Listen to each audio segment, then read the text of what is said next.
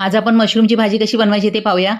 तर तेल गरम करून त्याच्यामध्ये जिरं, मोहरी, कढीपत्ता, हिंग, लसूण ठेचलेला, कांदा एक बारीक कापलेला, टॅमॅटो एक बारीक कापलेला, मीठ टाकायचं चवीनुसार आणि चांगलं मऊ होईपर्यंत परतून घ्यायचं आहे. आता याच्यामध्ये टाकायचे आहेत मसाले. तर धना पावडर, जिरा पावडर अर्धा चमचा टाकून घ्यायचा आहे.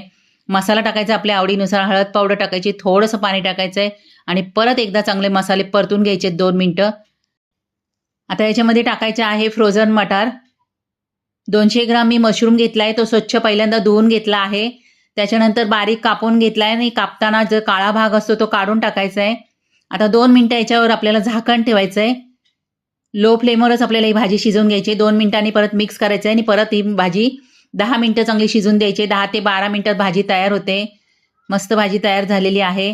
आता याच्यामध्ये चवीसाठी फक्त अर्धा चमचा साखर टाकायची, कोथिंबीर टाकायची आणि मस्त भाजी होते. डब्यासाठी सुद्धा ही भाजी नेऊ शकता तुम्ही.